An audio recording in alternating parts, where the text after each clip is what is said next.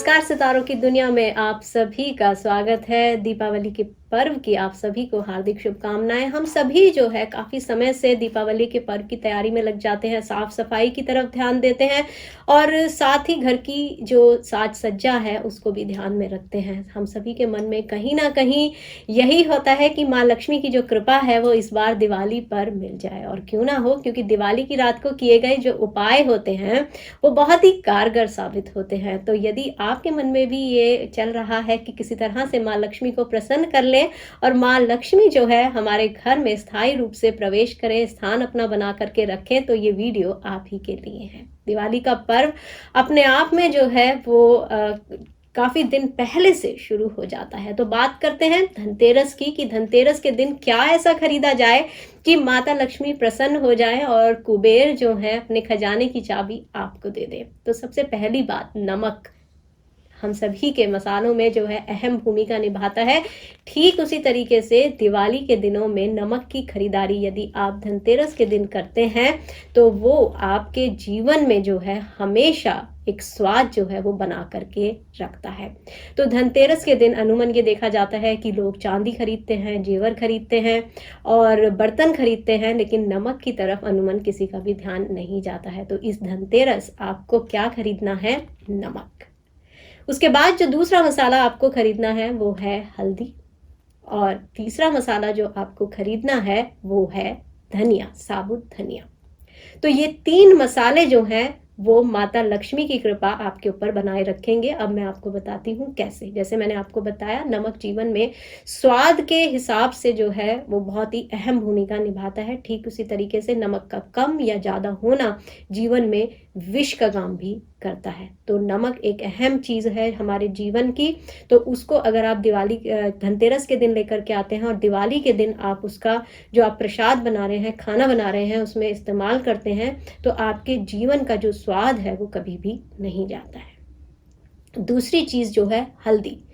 हल्दी जो है, साबुत जो गांठ होती है, उसको माता लक्ष्मी का स्वरूप माना जाता है। तो आप साबुत हल्दी जो है वो धनतेरस के दिन ज़रूर से खरीदें और दिवाली के दिन पूजन में जो है उस साबुत हल्दी को आप रखें। और पूजा करने के बाद जहाँ कहीं भी आप कैश रखते हैं या फिर आप ज्वेलरी रखते हैं, और अगर आपके पास इन दोनों का स्थान नहीं है तो आप पूजा के स्थान में उस हल्दी की स्थापना करें। इसके बाद तीसरी चीज जो मैंने आपको बताई, साबुत धनिया। साबुत धनिया जो है वो बुद्ध का प्रतीक माना जाता है और बुद्ध के जो अधिपति देव हैं वो भगवान गणेश हैं। तो धनतेरस के दिन जब आप साबुत धनिया लेकर के आते हैं और दिवाली के पूजन में आप साबुत धनिया रखते हैं तो भगवान गणेश जो कि विघ्नहर्ता हैं वो विघ्नों का हरण करते हैं, प्रसन्न होते हैं और हमारा बुध ग्रह जो है वो मजबूत होता है। तो ये तो रहे तीन मसाले जो आपको धनतेरस के दिन खरीदने हैं। अब बात करते हैं सोने और चांदी से जुड़ी हुई बात कि क्या इस दिन सोना और चांदी खरीदने से आपके यहाँ माँ लक्ष्मी की कृपा बनी रहती है? तो जी हाँ, स्वर्ण और जो चांदी की धातु है वो बहुत ही एक्सपेंसिव मानी जाती है और ऐसा कहा जाता है कि धनतेरस के दिन आपकी जो भी क्षमता है उसके अनुसार आप चांदी या सोने से बनी हुई कोई भी चीज़ लेकर के आते हैं और वो माता लक्ष्मी को अर्पित करके अपने आप आगे जो है घर में इस्तेमाल करते हैं, तो उससे भी माता लक्ष्मी की कृपा जो है वो बनी रहती है। इसके बाद जो बात आती है, अब आती है कि आप क्या चीज़ है जो वो दिवाली के दिन खास करें जिससे माँ लक्ष्मी की कृपा जो है वो आपके ऊपर बनी रहे।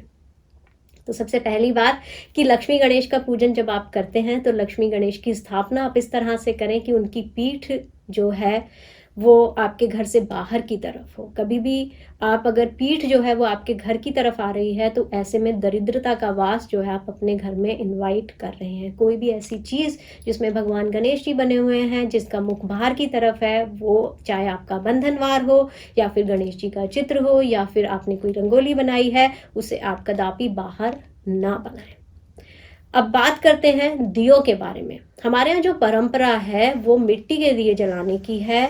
आप चाहे वो तेल के जलाएं या फिर आप देसी घी के जलाएं। आप ध्यान में रखें कि दिवाली के दिन अगर आप सब्स्टिट्यूट के रूप में कोई भी आप बल्ब जलाने वाला जो दिया होता है वो आप यूज़ कर रहे हैं, या जो कैंडल जो होती हैं दिए में लगी हुई वो आप यूज़ कर रहे हैं, तो आप कहीं ना कहीं नकारात्मक ऊर्जा जो है वो आप अपने घर में एक्युमुलेट कर रहे हैं। तो इंस्टेड ऑफ कि आप माता लक्ष्मी को अट्रैक्ट करें, आप उन्हें कह रहे हैं कि हम इतने मॉडर्न हो चुके हैं कि हम आपको घी का दिया अर्पित नहीं कर सकते, हम आपको तेल का दिया अर्पित नहीं कर सकते।